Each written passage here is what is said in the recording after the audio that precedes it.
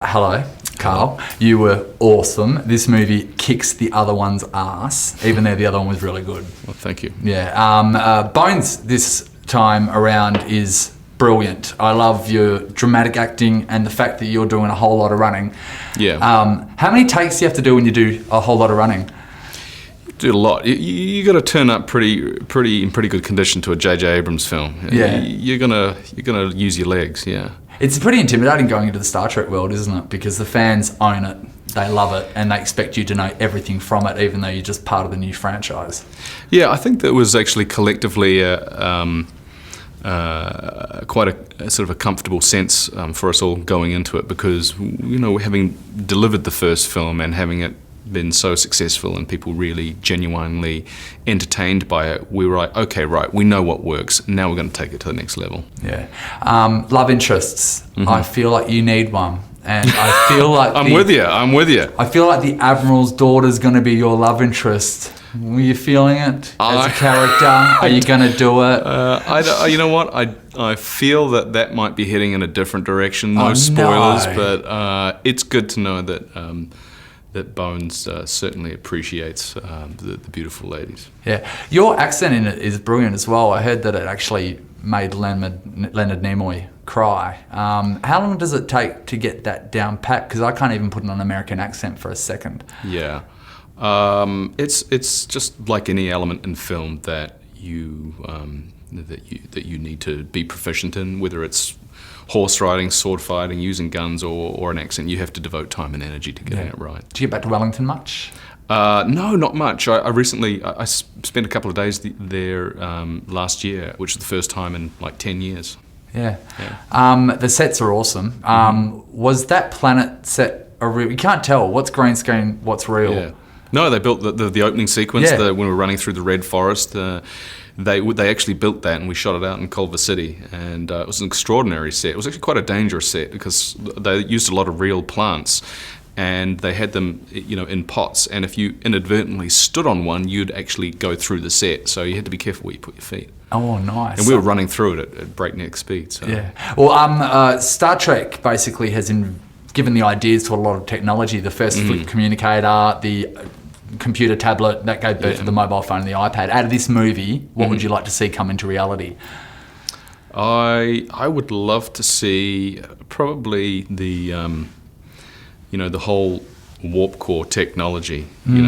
That would just open up space for us, which would be amazing. Because really humans, we can't live in space for long. Every time an astronaut comes back from space, their muscle tissue is depleted, 60% or something ridiculous like that. So to be able to get somewhere and get somewhere fast would be an amazing breakthrough. And the transporter as well. It means you wouldn't get the frequent flyer points. That'd be cool, wouldn't it? Yeah, that'd be all right. Basically, in this movie, everything's reinvented as it is in this franchise. Are you enjoying the reinterpretation of, say, I don't want to say too much, but the Klingons in this blew me away. Yeah. Is the on-set makeup what we see on the movie? Is it that impressive in real life? Oh yeah, everything is impressive about working on a Star Trek film or working on a J.J. Abrams film. The wonderful thing is we built more of the Enterprise in this movie than I think it had ever been historically built before any other film. It's just a luxury as an actor when you're given that environment. You don't have to imagine it in your head. It's all there for you. Yeah, awesome. So if there was aliens landing on the planet, as you know, New Zealand just passed the same-sex marriage laws, which is awesome for your country. It's good. Would you be a supporter of interspecies marriage? Wow. I mean, it would depend on the aliens. And where would you go? What would put you off? Scales, a huge head, pointy boobs? I think it would be, what would put me off would be unforeseen genetic repercussions. So two-headed babies. There you go. Okay, so that's basically don't sleep with your cousin. That's a good one. Basically, everyone was expecting to see Shatner in this movie. Oh, really? Okay. Yeah. A lot of people were expecting to see him. We see Leonard Nimoy again. Are we going to see him at all in this franchise? I don't know. That's a J.J. Abrams question. Yeah. I think Mr. Shatner's, absolutely brilliant, and huge admiration and respect for for his work. So yeah, you'd have to ask JJ about that. Yeah. You're really good friends with Chris, of course, and Zach. What are some things that you've learned about those guys that you didn't know before this film? I learned that Zach is a big dog lover. Yeah. And that Chris loves hamburgers. I love a hamburger. Yeah, like a good hamburger. He'll eat them for breakfast. Yeah, me too. Yeah. You get a lot of room service. What's your go-to room service meal?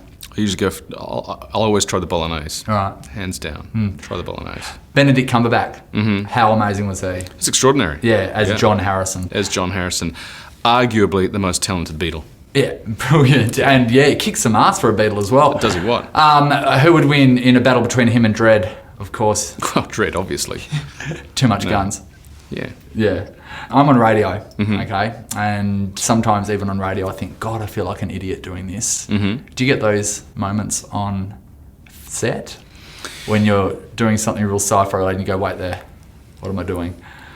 There are certain times where you have to act with elements that aren't there, and you just hope that they put them in and that you don't end up looking like an idiot, reacting to something that's not there.